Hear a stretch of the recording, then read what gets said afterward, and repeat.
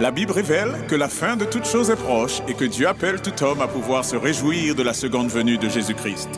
L'objectif de cette présentation est de vous préparer à être du nombre de ceux qui gardent les commandements de Dieu et le témoignage, la foi de Jésus-Christ.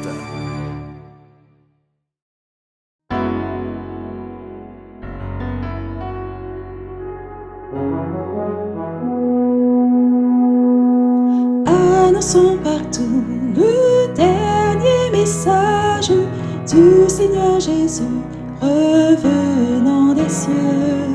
Dans le monde entier, rendons témoignage au roi saint et glorieux. Annonçons partout la bonne nouvelle. Jésus réunit tous ses rachetés. Il vient leur donner la vie éternelle en publiant ses bontés.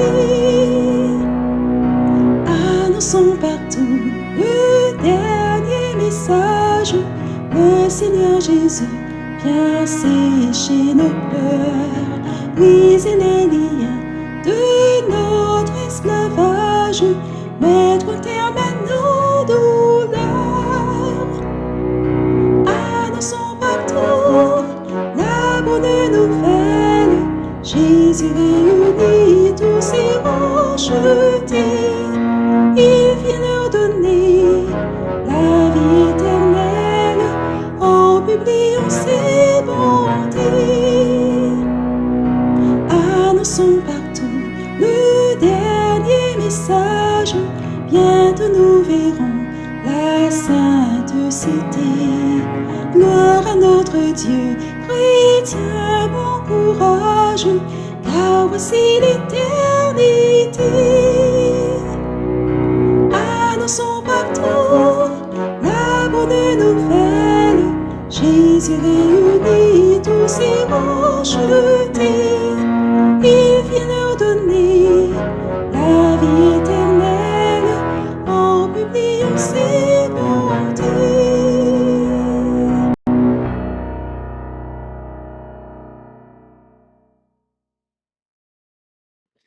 Je souhaite à toutes et à tous un très bon sabbat et dans le nom de notre Seigneur Jésus-Christ. Et quelle joie, n'est-ce pas, que par la grâce de Dieu, nous soyons rassemblés afin de pouvoir partager la parole du Seigneur.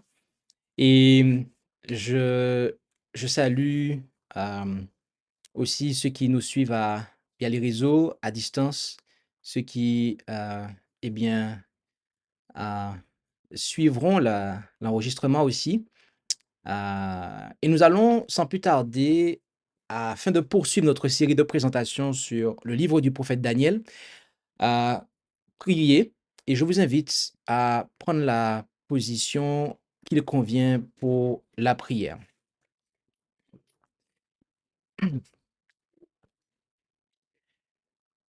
Notre Dieu, notre Père céleste, nous te remercions pour ton amour et ta bienveillance à notre égard. Merci pour la vie et tout ce que tu fais pour nous que nous ne savons pas et dont nous n'avons pas conscience. Et alors que nous allons ouvrir ta sainte parole afin de la lire et de l'étudier, nous te réclamons ton Saint-Esprit pour être conduits dans la vérité de ta parole, afin que nous puissions comprendre ton plan, ta volonté pour nous, en tant que peuple, en tant qu'individu. Et bénis nous t'en prions au nom de Jésus. Amen.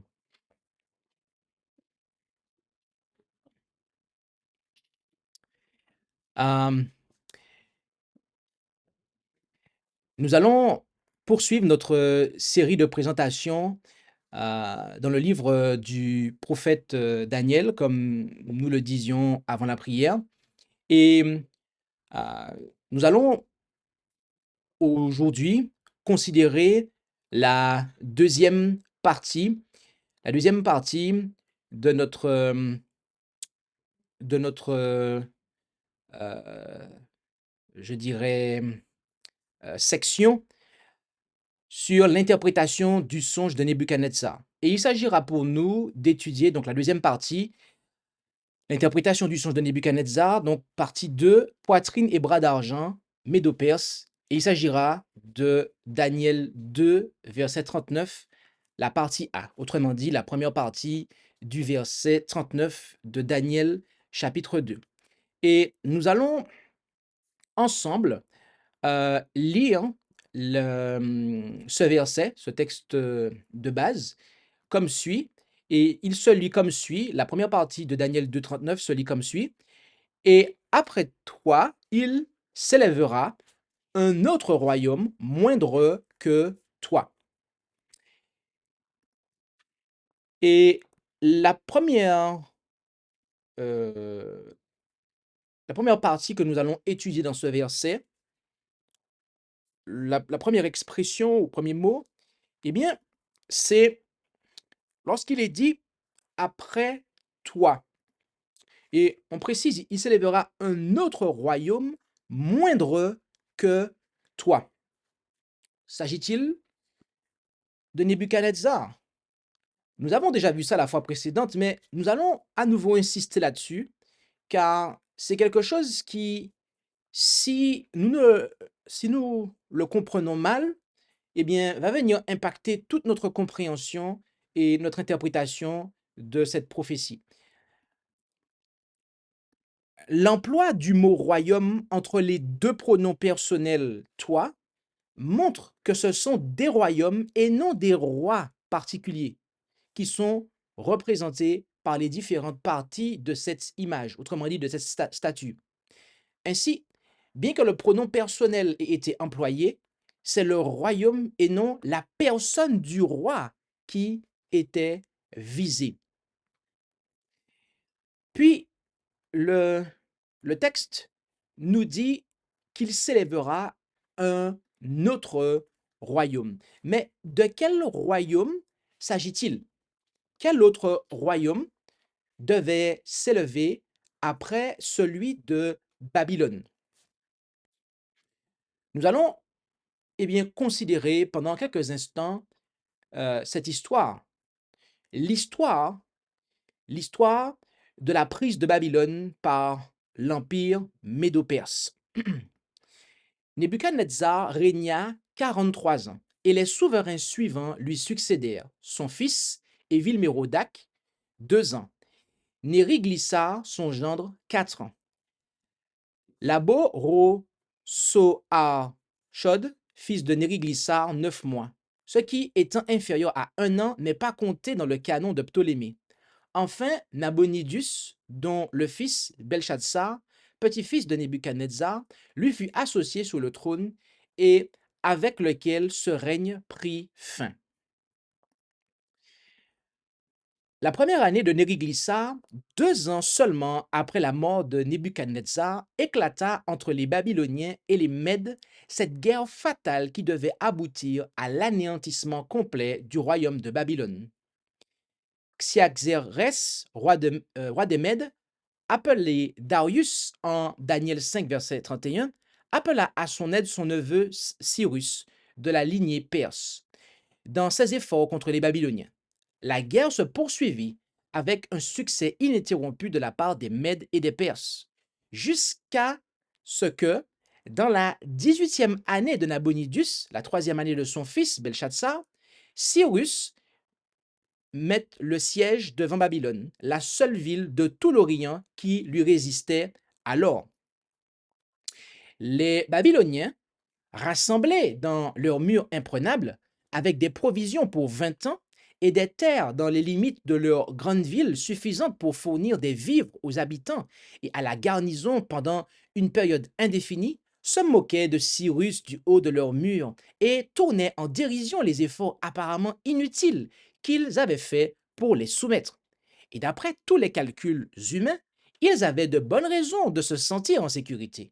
Jamais dans la balance des probabilités terrestres, avec les moyens de guerre connus à l'époque, cette ville ne pourrait être prise.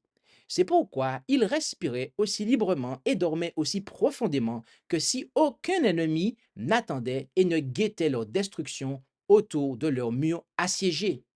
Mais Dieu avait décrété que la ville orgueilleuse et méchante devait descendre de son trône de gloire. Et lorsqu'il parle quel bras mortel peut vaincre sa parole? C'est dans leur sentiment de sécurité que réside la source de leur danger. Cyrus résolut d'accomplir par des stratagèmes ce qu'il ne pouvait faire par la force. Et apprenant l'approche d'une fête annuelle au cours de laquelle toute la ville serait livrée à la joie et aux réjouissances, il fixa à ce jour le moment de mettre son dessein à exécution. Il ne pouvait entrer dans la ville qu'à l'endroit où l'Euphrate entrait et sortait en passant sous ses murs. Il résolut de faire du lit du fleuve sa propre route vers la forteresse de son ennemi. Pour cela, il fallait détourner l'eau de son cours à travers la ville. Dans ce but, le soir du jour de fête mentionné ci-dessus, il désigna 3 corps de soldats. Le premier pour transformer le fleuve à une heure donnée en un grand lac artificiel à une courte distance au-dessus de la ville. Le deuxième pour prendre position à l'endroit où le fleuve entrait dans la ville. Le troisième pour prendre position 15 miles plus bas à l'endroit où le fleuve sortait de la ville. Ces 2 derniers groupes avaient pour instruction de pénétrer dans le canal dès qu'ils trouveraient le fleuve praticable, de se frayer un chemin sous les murs dans l'obscurité de la nuit et d'avancer jusqu'au palais du roi où ils devaient se rencontrer, surprendre le palais, tuer les gardes et capturer ou tuer le roi. Lorsque l'eau fut transformée en lac, le fleuve devint bientôt guéable et les soldats désignés à cet effet suivirent son cours jusqu'au cœur de la ville de Babylone. Mais tout cela aurait été vain si la ville entière ne s'était livrée en cette nuit mouvementée à l'insouciance et à la présomption les plus téméraires, ce sur quoi Cyrus comptait beaucoup pour l'accomplissement de son dessein. En effet, de chaque côté du fleuve, sur toute la longueur de la ville, s'élevaient des murs d'une grande hauteur et d'une épaisseur égale à celle des murs extérieurs. Dans ces murs se trouvaient d'immenses portes d'airain massifs qui, lorsqu'elles étaient fermées et gardées, interdisaient l'accès du lit du fleuve à chacune des 25 rues qui le traversaient. Si elles avaient été ainsi fermées à ce moment-là, les soldats de Cyrus auraient pu entrer dans la ville par le lit du fleuve, puis en ressortir, et c'est tout ce qu'ils auraient pu faire pour soumettre la ville.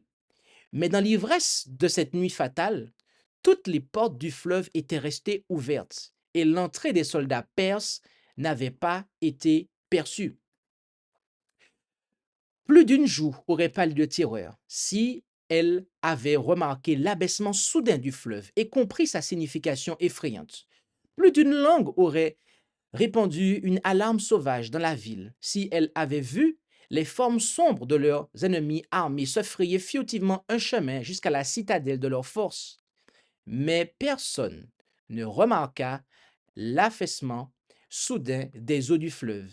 Personne ne vit l'entrée des guerriers perses. Personne ne prit garde à ce que les portes du fleuve soient fermées et gardées. Personne ne se souciait d'autre chose que de voir jusqu'à quel point ils pouvaient se plonger dans la débauche. Le travail de cette nuit leur coûta leur royaume et leur liberté. Ils s'étaient livrés à des réjouissances brutales, sujets du roi de Babylone. Ils s'en réveillèrent esclaves du roi de Perse. Les soldats de Cyrus font d'abord connaître leur présence dans la ville en tombant sur les gardes royaux dans le vestibule même du palais du roi. Belshazzar s'aperçut bientôt de la cause du désordre et mourut en vain en luttant pour sa vie menacée. Telle est l'histoire de la prise de Babylone par l'empire médo-perse. Et voyez-vous, c'est quelque chose qui a eu lieu au cours de l'événement qui est relaté en Daniel 5. Et nous allons lire une partie de ce chapitre. En effet, au roi le souverain avait donné à Nebuchadnezzar ton père, et c'est Daniel qui dit cela, la royauté et la grandeur, la gloire et la magnificence. Verset 22. Et toi aussi, Belshazzar, son fils, tu n'as point humilié ton cœur, quoique tu susses toutes ces choses, mais tu t'es élevé contre le Seigneur des cieux, et on a apporté les vases de sa maison devant toi, et vous y avez bu du vin, toi et tes grands, tes femmes et tes concubines, et tu as loué les dieux d'argent, d'or, d'airain, de fer, de bois et de pierre, qui ne voient, ni n'entendent, ni ne connaissent, et tu n'as pas glorifié le Dieu qui a excusez-moi, je reprends ça. Tu n'as pas glorifié le Dieu qui a dans sa main ton souffle et toutes tes voix. C'est alors qu'a été envoyée de sa part cette partie de main et que cette écriture a été tracée. Voici l'écriture qui a été tracée. Mene, mene, tekel ou fartsin, c'est-à-dire compter, compter, peser et diviser. Et voici l'interprétation de ces paroles. Mene, Dieu a compté ton règne et y a mis fin. Tekel, tu as été pesé dans la balance et tu as été trouvé léger. Pérès, ton royaume a été divisé et donné aux Mèdes et aux Perses. Verset 30. Dans cette même nuit, Belshazzar, roi des Chaldéens, fut tué, et Darius, le Mède, prit possession du royaume, étant âgé de 62 ans. Voilà quelles étaient les raisons de la chute de Babylone. C'est-à-dire qu'ils n'avaient pas humilié leur cœur, alors qu'ils savaient ces choses, mais ils s'étaient élevés contre le Seigneur. Mais il y a quelque chose qu'il nous faut aussi remarquer. En effet, il ne faut pas s'intéresser que à l'histoire de la chute de Babylone, mais aussi s'intéresser à l'histoire, eh bien, suivant la chute de Babylone. En effet, car l'Écriture nous dit ceci en Ésaïe 13, versets 19 à 22. Et Babylone, l'ornement des empires, la parure et l'orgueil des Chaldéens sera comme Sodome et Gomorrhe que Dieu détruisit. Si on s'arrête là, qu'est-ce qu'on doit comprendre en fait? Sodome et Gomorrhe, à l'heure actuelle, est-ce que ces villes-là existent en fait? Non, elles ne sont plus. Et elles ne seront plus jamais en fait. Alors continuons à lire. Il est dit que Babylone, elle ne sera plus jamais habitée. On n'y demeurera plus d'âge en âge. L'Arabe n'y dressera point sa tente. Les bergers n'y feront plus reposer leurs troupeaux. Mais les animaux du désert y auront leur gîte, et ces maisons seront pleines de hiboux. Les autruches y feront leur demeure, et les boucs y sauteront. Les hyènes s'entre-répondront dans ses palais, et les chacals dans ses maisons de plaisance. Et son heure est près de venir, et ses jours ne seront plus prolongés. En d'autres termes, en plus d'avoir annoncé la chute de Babylone, le Seigneur avait aussi dit que Babylone ne serait plus jamais habitée. Autrement dit, c'est une chute qui serait irrémédiable en fait. Elle ne pourra jamais s'en relever. Et que s'est-il passé? Intéressons-nous donc à l'histoire de Babylone après sa chute. Cyrus déplaça le siège impérial à Suse, ville célèbre de la province d'Élam, à l'est de Babylone, sur les bords du fleuve Shoaps, un bras du Tigre. Selon Prideaux, cette mesure a probablement été prise au cours de la première année de son règne. L'orgueil des Babyloniens ayant été particulièrement provoqué par cet acte, la 5e année de Darius Istasp, en l'an 517 avant Jésus-Christ, ils se révoltèrent, ce qui attira à nouveau sur eux toute la puissance de l'Empire perse. La ville fut à nouveau prise par un stratagème. Zopyrus, l'un des principaux commandants de Darius, s'étant coupé le nez et les oreilles, et s'étant mutilé le corps tout entier, s'enfuit dans cet état vers les assiégés, brûlant apparemment du désir de se venger de Darius pour la grande cruauté dont il avait fait preuve en le mutilant ainsi. Il gagna ainsi la confiance des Babyloniens jusqu'à ce qu'il le nomme commandant en chef de leurs forces, après quoi il livra la ville aux mains de son maître. Afin de les dissuader de se rebeller, Darius fit empaler 3000 de ceux qui avaient été les plus actifs dans la révolte, enlevant les portes d'airain de la ville et abattit les murs de 200 coudées à 50 coudées. Ce fut le début de sa destruction.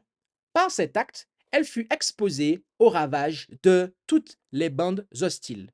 Xerxès, à son retour de Grèce, pilla le temple de Bélus de ses immenses richesses, puis mit la haute structure en ruine. Alexandre le Grand tenta de le reconstruire, mais après avoir employé 10 000 hommes pendant 2 mois pour déblayer les décombres, il mourut d'ivresse et de débauche, et les travaux furent suspendus. En 294 avant Jésus-Christ, Séleucus Nicator construisit la ville de Nouvelle-Babylone dans son voisinage et prit une grande partie des matériaux et des nombreux habitants de l'ancienne ville pour construire et peupler la nouvelle. Désormais presque vidée de ses habitants, l'abandon et la décadence frappaient de plein fouet l'ancienne cité. La violence des princes parthes accéléra sa ruine. Vers la fin du IVe siècle, elle fut utilisée par les rois perses comme un enclos pour les bêtes sauvages. À la fin du XIIe siècle, selon un célèbre voyageur, les quelques ruines restantes du palais de Nebuchadnezzar étaient tellement remplies de serpents et de reptiles venimeux qu'on ne pouvait pas, sans grand danger, les inspecter de près. Mais qu'en est-il aujourd'hui? Est-ce qu'aujourd'hui, à notre époque, il en est autre chose? Est-ce que ça a changé en fait? A-t-on essayé, une fois de plus, de reconstruire cette ville? Alors oui, quelqu'un a essayé. Et lisons un peu cette histoire et comment ça s'est terminé. L'arrivée au pouvoir de Saddam Hussein en 1979 a pour conséquence une multiplication des fouilles archéologiques de sauvetage liées à la modernisation accélérée du pays et une vaste entreprise de restauration des sites emblématiques de la civilisation mésopotamienne antique. Saddam Hussein se veut le moderne continuateur de Sargon d'Akkad et surtout de Nebuchadnezzar II, autrement dit Nebuchadnezzar. À son initiative, de grands travaux de restauration sont entrepris à Babylone à partir de 1983, aboutissant à une reconstruction partielle du palais royal, d'une partie des remparts, du théâtre. Il fait insérer dans les murs restaurés des briques estampillées à son nom, sur le modèle de Nabuchodonosor. Dans cette politique dirigiste, il ne respecte pas assez les vestiges anciens, bloque le dossier du classement par l'UNESCO de Babylone au patrimoine mondial. La construction par Saddam Hussein d'une somptueuse résidence au bord même du site archéologique de Babylone, la Saddam Hill, l'un des palaces les plus luxueux d'Orient, n'arrange pas la situation. Celui-ci prend une allure dramatique lorsqu'après la chute du régime en 2003, Babylone devient un camp militaire baptisé Camp Alpha. La présence sur le site des forces de la coalition et de leurs sous-traitants jusqu'en décembre 2004 et les travaux de terrassement qu'ils mènent ont pour conséquence des dommages considérables au patrimoine historique de Babylone. L'absence d'entretien des vestiges en briques d'argile crue conduit aussi à de nombreux dégâts dus aux eaux de ruissellement. Depuis quelques années, une vigoureuse entreprise de préservation et de restauration par le service des antiquités a permis de réparer une partie des dommages. Un groupe de travail spécifique sur le site archéologique de Babylone a été créé en juin 2005 pour étudier les dégâts. Le site de Babylone figure sur la liste indicative établie par l'Irak en vue d'une inscription au patrimoine mondial et l'étude du dossier est en cours. Ainsi, nous voyons que même à notre époque, eh bien, la dernière tentative en date, eh bien, n'a pas été fructueuse. Et quand vous allez sur cette page, c'est la page, donc du coup, c'est un site du gouvernement. Du point de vue, c'est un site au niveau de la culture et de l'archéologie du gouvernement français. Et donc, les mises à jour, il n'y en a pas d'autres en fait. Ça veut dire que les dernières choses qui ont été faites datent de 2005. On est en 2000, combien? 23. Ça fait combien de, dans 2 ans, ça fait combien d'années? 20 ans, en fait. Donc, 20 ans après, on voit qu'il n'y a toujours rien qui s'est passé. Cette ville est en ruine, en fait. C'est toujours des ruines. C'est une ville ravagée. Elle n'est pas habitée, en fait. Et est-ce qu'ils pourront l'habiter? Non. Pourquoi? Parce que Dieu a dit qu'elle n'y sera plus. Elle n'y sera plus. Voyez-vous, lorsque Dieu dit qu'une chose est terminée, c'est terminé, en fait. Vous pourrez faire ce que vous voulez, ça ne pourra jamais revenir. Puis, le texte nous dit qu'il y aura un autre royaume moindre que toi. Sous quel rapport? Sous quel rapport le royaume des Mèdes et des Perses était moindre que celui de Babylone? Alors, je vous invite à prêter attention avec moi et à comparer, si vous vous rappelez de la carte précédente, eh bien, voici la carte de l'Empire médo-perse, d'accord? Et rappelez-vous de celle de l'Empire babylonien. Sous quel rapport l'Empire médo-perse était inférieur à celui de Babylone? Le royaume suivant, la Médo-Perse, est celui qui correspond à la poitrine et au bras d'argent de la grande image ou statue. Il devait être inférieur au royaume précédent. En quoi était-il inférieur? Pas en puissance, car il était son conquérant. Pas en étendue, car Cyrus a soumis tout l'Orient de la mer Égée à la rivière Indus, et a ainsi édifié l'empire le plus vaste qui ait jamais existé jusqu'alors. Mais il était inférieur en richesse, en luxe et en magnificence. Voilà en quoi ce royaume était moindre que celui de Babylone. C'est pour cela qu'il était représenté par, eh bien, de l'argent. Et il y a un point que nous voulons établir, c'est que l'Empire médo-perse était un royaume unifié. En effet, notez qu'il est dit en Daniel 2, verset 39, partie A, et après toi, il s'élèvera un autre royaume. Notez que cela est au singulier, n'est-ce pas? Un royaume. C'est un royaume. Et ce, malgré le fait qu'en Daniel 5, verset 28, il est dit, Pérès, ton royaume a été divisé et donné aux Mèdes, premièrement, et aux Perses, deuxièmement. Oui, bien que le royaume ait été donné aux Mèdes et aux Perses, mais il ne formait qu'un royaume. C'était un royaume en fait. Et Daniel 6, verset 8, nous lisons, maintenant, ô roi, confirme la défense et mets-la par écrit afin qu'il n'y soit rien changé selon la loi. Donc, c'est une loi. Donc, il y a un système judiciaire pour qui? Des Mèdes et des Perses qui est irrévocable. Il y a quelque chose qu'il est intéressant de noter, c'est que les Mèdes et les Perses, lorsqu'il y avait une loi qui était édictée, eh bien, cette loi était irrévocable, en fait. Ils ne pouvaient pas la changer. D'accord?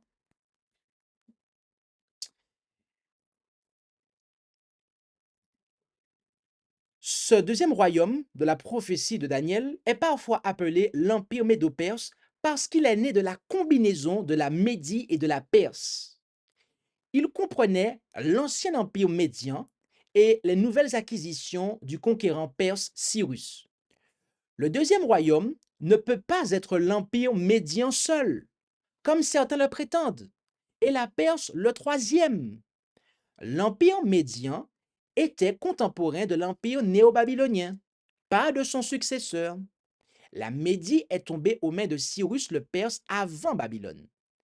Le fait qu'après la mort de Belshazzar, Darius le Mède fut établi roi sur le royaume des Chaldéens, chapitre 9, verset 1, ne signifie pas qu'il existait un empire mède distinct après l'empire babylonien et avant que les Perses ne prennent le dessus. Darius le Mède régnait à Babylone avec la permission du véritable conquérant Cyrus, comme Daniel le savait manifestement. L'origine des Mèdes et des Perses n'est pas très claire, mais on pense que vers 2000 ans avant Jésus-Christ, un certain nombre de tribus aryennes dirigées par les Madais ou Mèdes, voire Genèse 10, verset 2, parce que Madais est inscrit dans la généalogie euh, de l'humanité, ok, en Genèse 10, ont commencé à migrer de ce qui est aujourd'hui le sud de la Russie vers ce qui est devenu plus tard le nord de la Perse, où ils apparaissent pour la première fois dans l'histoire au IXe siècle. Parmi ces Aryens se trouvaient également les Perses qui s'installèrent dans les monts Zagros, à la frontière de l'Élam, à la fin du IXe siècle avant Jésus-Christ. Leur chef s'établit probablement en 675 comme roi de la ville d'Anshan. C'est là que lui et ses descendants régnèrent dans une relative obscurité. Au début du VIe siècle, ils étaient vassaux du roi Mède et régnèrent sur un état frontalier relativement insignifiant au sein du vaste empire Mède, qui s'étendait de l'est de l'Asie mineure jusqu'au nord et à l'est de l'empire babylonien. En 553 ou 530 avant Jésus-Christ, Cyrus, qui était devenu roi de Perse en tant que vassal de l'empire Mède, vainquit Astiag de Médie. C'est ainsi que les Perses, auparavant subordonnés, sont devenus la puissance dominante de ce qui avait été l'empire Mède. Les Perses étant la puissance dominante à partir de l'époque de Cyrus, on parle aujourd'hui généralement de l'empire perse. Mais le prestige plus ancien de la Médie se reflète dans l'expression Mède et Perse, appliquée aux conquérants de Babylone à l'époque de Daniel et même plus tard, Esther 1, verset 19, etc. La position honorifique de Darius le Mède après la conquête de Babylone démontre la déférence de Cyrus envers les Mèdes, même après qu'il ait lui-même exercé le pouvoir réel. Des années auparavant, le prophète Ésaïe avait décrit l'œuvre de Cyrus, Ésaïe 45, verset 1, sous l'égide de la prophétie. Le conquérant de la Médie vainquit rapidement les tribus voisines et régna de l'Ararat au nord jusqu'au sud-est de la Babylonie et au golfe Persique au sud. Pour compléter son empire, il vainquit le riche Crésus de Lydie en 547 avant Jésus-Christ et prit Babylone par stratégie en 539 avant Jésus-Christ. Cyrus reconnut que le Seigneur lui avait donné tous ses royaumes en 2 Chroniques 36, verset 23 et Esdras 1, verset 2. Du point de vue des Écritures, le principal événement sous l'Empire babylonien fut la captivité des enfants d'Israël. De même, le principal événement sous le royaume médo-persan fut le rétablissement d'Israël dans son propre pays. Lors de la prise de Babylone, en 538 avant Jésus-Christ, Cyrus, par courtoisie, confie la première place du royaume à son oncle Darius. Mais 2 ans plus tard, en 536 avant Jésus-Christ, Darius mourut, et la même année, Cambis, roi de Perse et père de Cyrus, mourut également. Ces événements laissèrent Cyrus seul monarque de tout l'empire. Cette année-là, qui clôturait les 70 années de captivité d'Israël, Cyrus publia son célèbre décret pour le retour des Juifs et la reconstruction de leur temple. C'était la première partie du grand décret de restauration et de reconstruction de Jérusalem, Esdras 6, 14, qui fut achevé la 7e année du règne d'Artaxerxès en 457 avant Jésus-Christ, et qui marqua, comme on le verra plus loin, le début des 2300 jours de Daniel 8, la période prophétique la plus longue et la plus importante mentionnée dans la Bible. Daniel 9, verset 25. Ainsi, nous achevons, eh bien, l'explication de ces versets, de ces paroles, de la première partie du verset de Daniel 2, verset 39. Et donc, quelle application y a-t-il pour nous dans cette partie de la prophétie relative à la chute de Babylone et à la montée du royaume médo-perse? Eh bien, l'Écriture nous dit, bien-aimés, en Apocalypse 18, verset 2, notamment, aussi bien qu'en Apocalypse 14, verset 8, que Babylone est tombée. Aujourd'hui encore, bien-aimés, la Babylone spirituelle est tombée et tombe. Elle n'a pas fini de tomber. Qu'est-ce que Babylone? Babylone est une prostituée. Et dans la Bible, une femme corrompue, une prostituée, représente une église corrompue. Et voyez-vous, une église est composée de membres. Elle est composée d'individus, en fait. Aujourd'hui encore, la Babylone spirituelle tombe. Elle tombe pourquoi? Pourquoi tombe-t-elle? Eh bien, à cause de l'orgueil. En effet, l'orgueil va devant la destruction et un esprit hautain devant une chute, nous dit la Osterwald 2018. Oui, bien aimé, c'est pour cela que le royaume de Babylone est tombé, en fait. C'est à cause de l'orgueil, en fait. Oui, comme on dit aujourd'hui, ils avaient la grosse tête. C'est le cas. Ce royaume était représenté par une tête d'or, en fait. Donc, ils avaient la grosse tête. Mais l'orgueil va devant la chute. Et ce royaume ne s'était pas débarrassé de cela, en fait. Les responsables de ce royaume ne s'étaient pas débarrassés de cela. Et donc, à cause de cela, eh bien, c'est la destruction a, qui a fini par frapper cet empire. Et c'est la même chose, en fait, pour la Babylone spirituelle. À cause de l'orgueil, mais l'Écriture précise aussi que c'est à cause du péché. En effet, en Proverbe 14, verset 34, la justice élève une nation, mais le péché est la honte des peuples. Qu'est-ce que le péché?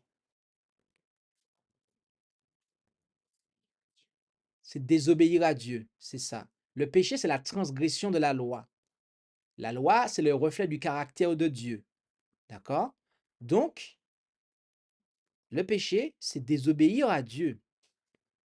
Et ce matin, je parlais à quelqu'un et je l'explique, j'expliquais à cette personne pourquoi il fallait obéir, en fait. D'accord? Eh bien, l'importance de l'obéissance. Et voyez-vous, l'Écriture nous dit que la justice, autrement dit, quand on fait ce qui est juste, quand on obéit, quand on pratique ce qui est bien, eh bien cela va élever une nation, en fait. Mais lorsque un peuple, des peuples, on peut dire une société, d'accord?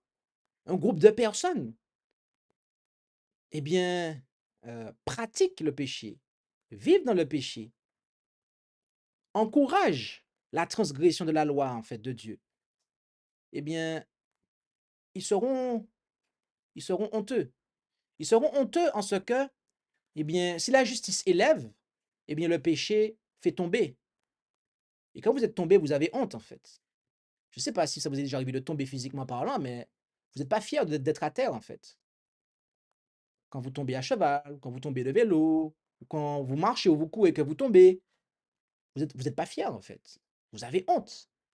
C'est la même chose, en fait. Moralement parlant, le péché nous fait tomber et nous fait avoir honte. Et c'est à cause de cela, bien aimé. Et voyez-vous, l'orgueil et le péché, ils nous conduisent à sacrifier la sagesse et l'intelligence pour l'or et l'argent. En effet, faisant référence à celui qui est devenu le diable et Satan, l'Écriture nous dit en Ézéchiel 28, versets 1, 2, 4, 14 et 17, la parole de l'Éternel me fut adressée en ces termes. Fils de l'homme, dis au prince de Tyr, ainsi a dit le Seigneur l'Éternel, parce que ton cœur s'est élevé et que tu as dit, je suis Dieu, je suis assis sur un trône de Dieu au sein des mers, quoique tu ne sois qu'un homme et non pas Dieu, parce que tu penses être un Dieu, tu t'es acquis, verset 4, de la puissance par ta sagesse et par ton intelligence, tu as amassé de l'or et de l'argent dans tes trésors. Verset 14. Je t'avais établi comme un chérubin protecteur, aux ailes déployées. Tu étais sous la sainte montagne de Dieu. Tu marchais au milieu des pierres de feu. Ton cœur s'est élevé à cause de ta beauté, et tu as corrompu ta sagesse par ton éclat. Je te jetterai par terre. Je te donnerai en spectacle au roi pour qu'il te regarde. Comme nous le disions, à l'origine même du péché se trouve le diable. Oui, le péché naquit avec celui qui était un chérubin protecteur, Lucifer, qui devint ensuite le diable, l'adversaire, Satan. Et notez qu'il s'est confié en lui-même et il a sacrifié la sagesse et l'intelligence au profit de quoi? De l'or et de l'argent, en fait. Vous voulez avoir la gloire, l'honneur. Mhm. Babylone était représentée par l'or, les Mèdes et les Perses par l'argent. Oui, sacrifie la sagesse et l'intelligence pour l'or et l'argent. Mais est-ce que nous devons faire cela? Est-ce que nous devons imiter le diable en sacrifiant la sagesse et l'intelligence au profit des richesses matérielles, de la gloire, de l'honneur? On me dit non. Est-ce qu'on doit se confier en soi-même? Que dit l'Écriture? On va prendre le texte de conclusion qui se trouve en Proverbe 16, verset 16, où il est dit: Combien il vaut mieux acquérir de la sagesse que de l'or fin, autrement dit de l'or pur, et combien il est plus excellent d'acquérir de la prudence que de l'argent.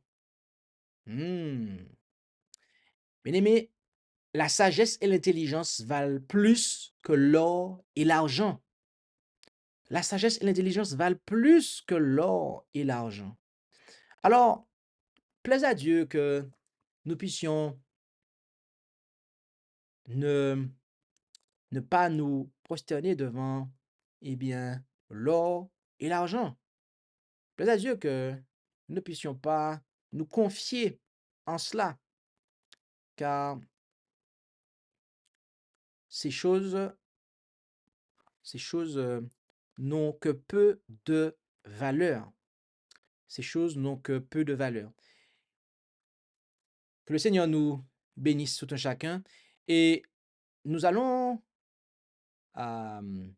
passer au moment de questions-réponses et nous vous invitons à pouvoir,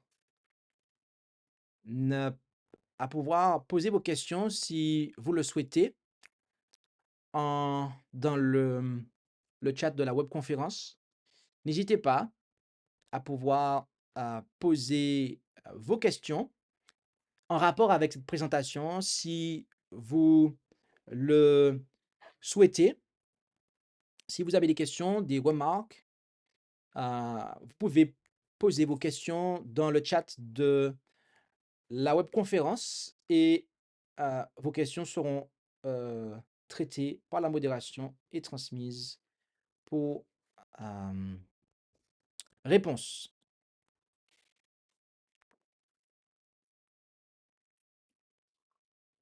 Je vous rappelle que nous avons considéré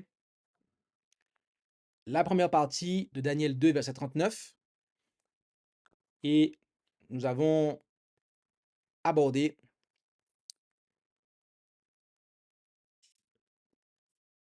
nous avons abordé l'interprétation du songe de Nebuchadnezzar, partie 2, poitrine, riba d'argent, Mèdes et Perses. Et donc, nous sommes maintenant au moment de questions-réponses. Donc,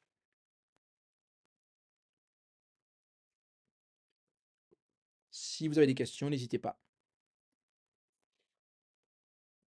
Il y a une question. Oui, Peut-on dire que la Babylone spirituelle est tombée au moment où nous parlons? Peut-on dire que la Babylone spirituelle est tombée au moment où nous parlons? merci. Amen.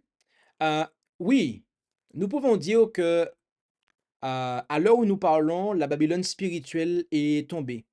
Car l'Écriture nous parle de la chute de Babylone en Apocalypse 14, verset 6. Moi, j'ai mentionné Apocalypse 18, verset 2, mais il y a Babylone, une chute de Babylone dont il nous est parlé en Apocalypse 14, verset 8 très précisément.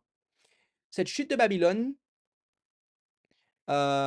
est intéressante, puisque dans la Bible, on nous parle de Babylone la Grande, la mère des prostituées, et qui dit mère dit qu'il y a des filles. En effet, qui dit mère dit qu'il y a des filles, d'accord? Et le texte précise, le texte grec en tout cas, et vérifiez de prendre une Bible comme la Osterval 2018 qui vous dise bien la mère des prostituées, parce que le mot est vraiment singulier et féminin en fait, d'accord? Le terme prostituée, c'est un terme qui est féminin, donc il doit être traduit par prostituée.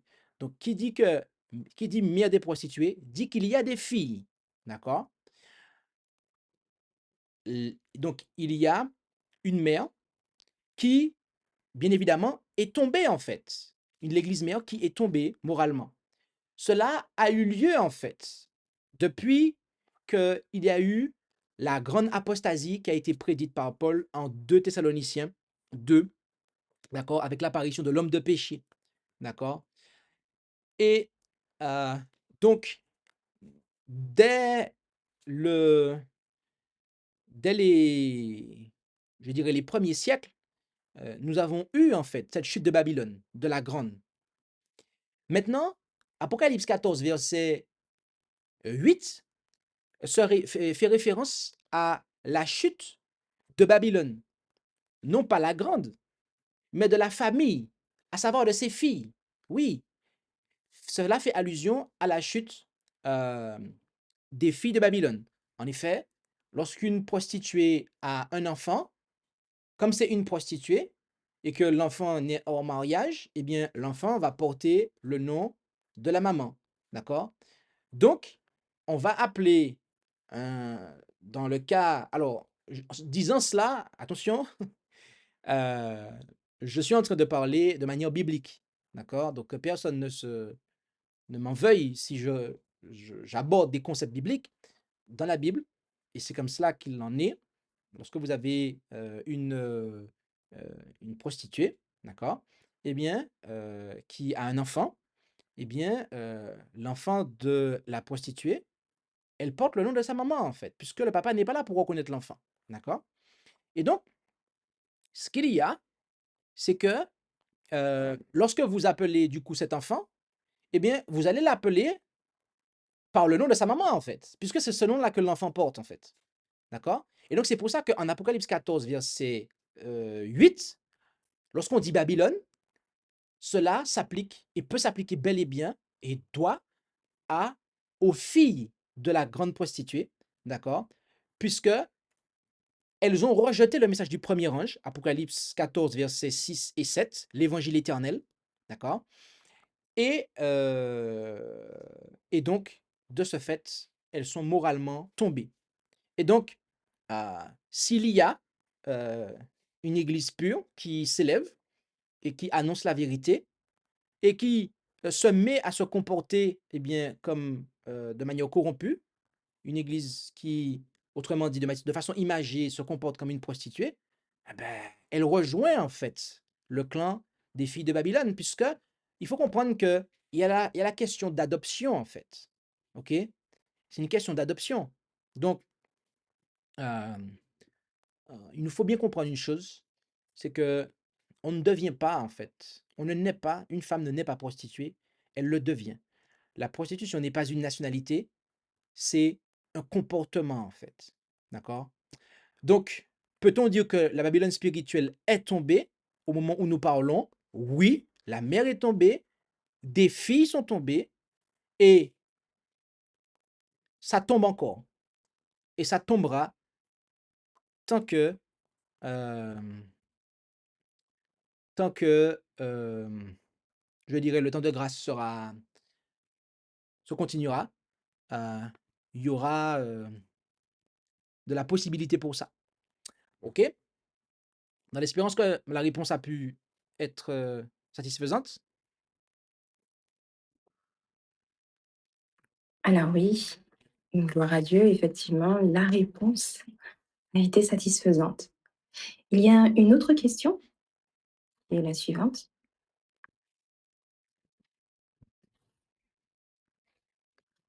Est-ce que cette Babylone spirituelle se rend compte qu'elle est vraiment par terre pour avoir honte et de chercher à tenir la main du Seigneur pour se relever? Est-ce que cette Babylone spirituelle se rend compte qu'elle est par terre pour avoir honte afin de rechercher le Seigneur pour se relever? Euh, alors, dans le domaine de l'être humain, euh, vous avez effectivement des, vous avez effectivement des femmes littérales qui, pour des raisons diverses, pratiquent la prostitution et qui, bon, euh, et après ça, elles arrêtent ce comportement-là et elles se convertissent et donnent leur vie à Jésus. On prend le cas de Rahab, la prostituée, d'accord? Elle a pratiqué la prostitution parce qu'elle ne connaissait pas le Seigneur, d'accord? Donc, je veux dire, elle a eu une fin heureuse, ok? Le problème est que les prostituées spirituelles, donc de la Bible, elles ont connu le Seigneur. Elles ont connu le Seigneur. Elles étaient l'épouse du Christ, en fait. Elles étaient vierges, autrement dit sans souillure. Elles appartenaient au Christ. Mais ce qui se passe, et ce qui s'est passé, c'est qu'elles se sont détournées du céleste époux, de Jésus-Christ. Elles se sont détournées, autrement dit, de la vérité, et elles se sont tournées vers un autre. OK? Elles ont embrassé, en fait, l'erreur. OK? L'ennemi de nos âmes. Les enseignements de l'ennemi de nos âmes, du diable. Et donc, en ce sens-là, quand vous avez connu la vérité et que vous vous détournez de la vérité pour vous tourner vers l'erreur, est-ce que vous êtes dans le cas de Rahab? Question. Réponse. Non. Rahab ne connaissait pas le Seigneur. Donc, elle pratiquait la prostitution dans son ignorance. Mais quand vous connaissez la vérité devant vous, elle est pure, elle est belle, il n'y a rien à dire en fait. Et que vous décidez de vous tourner vers l'erreur. D'accord? À ce moment-là, bien aimé, eh bien, c'est pas possible de revenir en fait. En tout cas, l'Écriture nous dit qu'il n'y a pas de relèvement pour celle-là en fait. À tel point que Dieu nous demande d'en sortir. Alors maintenant, on pourrait dire, oui, mais qu'en est-il le cas du fils prodigue? Le fils prodigue, il est revenu. Il était avec le père, et puis après, il est revenu. Hein? Alors, le fils prodigue, il faut savoir qu'il ne comprenait pas bien, en fait, l'amour de son père. Il ne comprenait pas la valeur de ce qu'il avait, en fait. D'accord? Donc, il était auprès du père, mais il y avait une expérience semble-t-il, qu'il fallait qu'il ait pour qu'il puisse bien comprendre, en fait, ce qu'il avait. D'accord? Donc, on ne peut pas dire que c'est vraiment le cas, la même chose, en fait, de quelqu'un qui a connu. OK? Donc, en tout cas, revenons à l'enseignement, c'est que l'Écriture nous dit que Babylone est tombée et que cela se vérifie. On peut vérifier en fait que, étant par terre, elles n'ont pas honte et ne cherchent pas à revenir au Seigneur. Pourquoi? Parce que vous avez ces églises chrétiennes qui le disent en fait. Elles disent que, je prends le cas, il y a, vous avez des églises qui revendiquent l'infaillibilité, d'accord? La parole du dirigeant est infaillible, ils ne commettent pas d'erreur. Alors que des enseignements qui ont été donnés en fait sont contraires à l'écriture. Donc quand vous dites que votre système est infaillible, alors que ça se vérifie qu'il y a des failles, vous ne pourrez pas revenir en arrière parce que il n'y a pas plus aveugle que celui qui dit qu'il voit alors que ses yeux sont crevés en fait.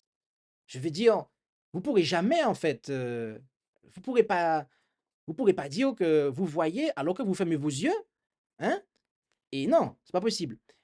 Et vous en avez d'autres qui ne vont pas aussi loin.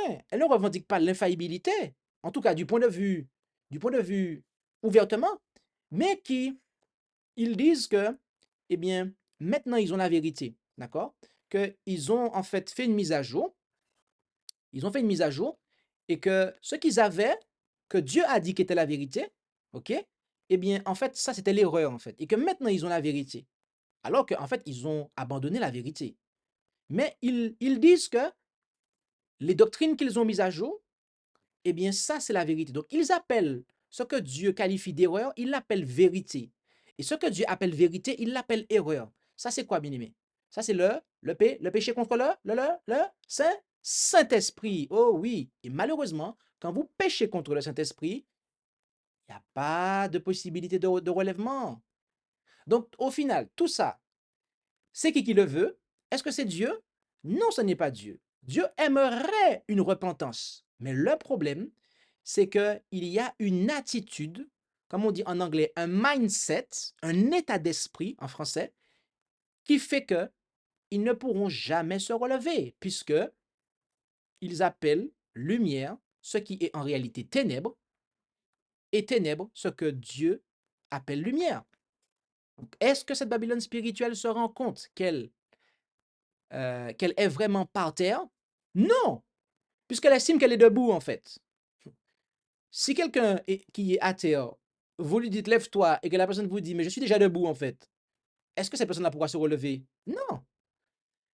Pour avoir honte. Non, elles n'ont pas honte puisqu'elles sont fières. Regardez la description de Babylone dans l'Apocalypse. Elle est fière, elle est effrontée en fait. Et de chercher à tenir la main du Seigneur pour se relever. Mais non, puisqu'elle estime qu'elle est déjà auprès du Seigneur en fait. Sauf qu'elle ne sait pas que le Seigneur qu'elle sert, c'est le diable. Donc, en espérant que ça aura pu répondre à la question.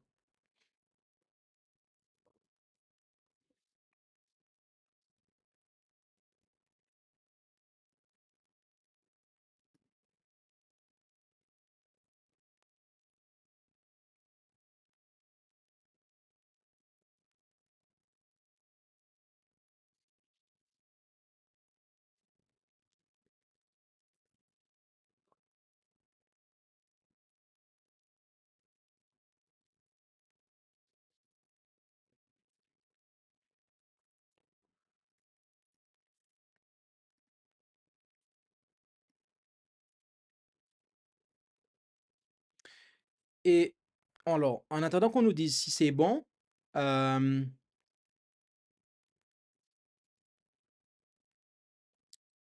il semble que oui. Et il faut savoir que c'est la même chose pour la Babylone littérale, en fait. Dieu, il s'est manifesté à Nebuchadnezzar. Nebuchadnezzar, on va le voir, à un moment, il résistait au Seigneur, mais après, il a cessé, il a reconnu que le Seigneur était Dieu, que Jéhovah était Dieu, d'accord? Mais il s'est ensuite, Belshazzar n'a pas en fait tenu compte de ça. Belshazzar a mis au compte de l'erreur toutes ces choses-là, en fait. Et c'est le même problème. C'est le même problème, en fait. Donc, ils n'ont pas reconnu le Seigneur. Alors, y a-t-il d'autres questions? Oui. Mhm. Alors, il y a une sorte de bruit là.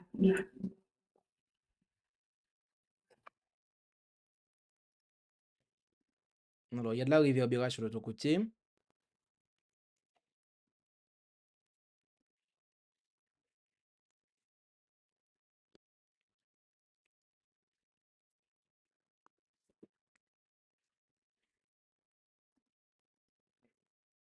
Test. Alors, il y a une autre question qui est la suivante, pardon. Après la promulgation de la loi du dimanche, Babylone va-t-elle signer sa destruction complète? Après la promulgation de la loi du dimanche, Babylone va-t-elle signer sa destruction complète?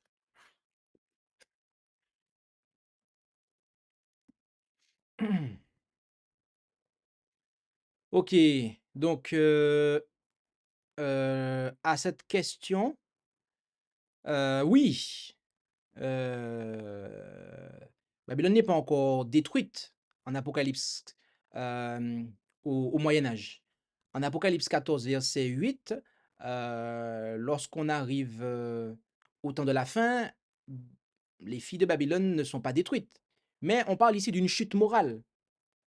La destruction, effectivement, va, euh, va avoir lieu euh, comme en Apocalypse. Alors, en Apocalypse, je crois que c'est Apocalypse. euh, il faudrait que il me semble que c'est Apocalypse 17, puisqu'il y a le terme, en fait, jugement qui apparaît. L'ange lui dit, je te montrerai le châtiment de la grande prostituée. Apocalypse 17, verset 1. Le mot châtiment peut être traduit parfois par jugement, mais c'est le jugement qui est exécutif, en fait. D'accord? Donc là, c'est l'exécution. Et on voit en fait que au verset 16, il est dit, et les 10 cornes que tu as vues à la bête haïront la prostituée, la désoleront, la dépouilleront et mangeront ses chairs et la consumeront dans le feu. Donc là, on voit qu'il y a une exécution et les filles, entre guillemets, on pourrait dire qu'elles se rangent sous le coup du faux prophète, qui lui aussi sera éliminé dans les temps de feu. D'accord? Donc la bête et le faux prophète.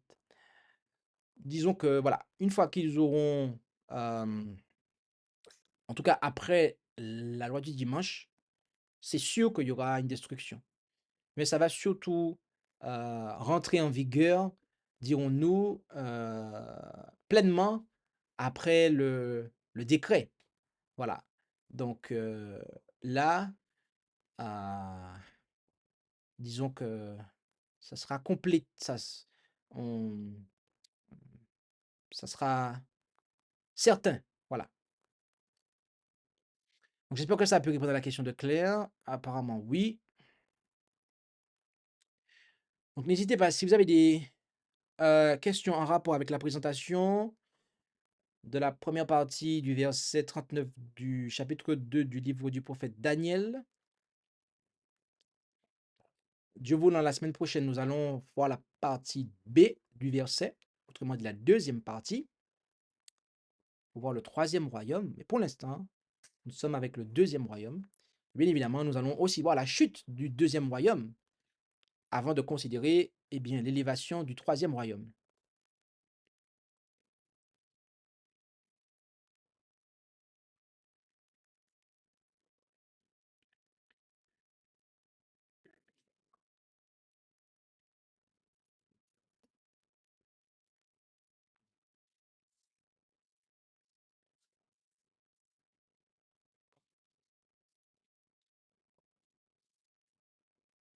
Alors, il semble qu'il n'y ait pas d'autres questions.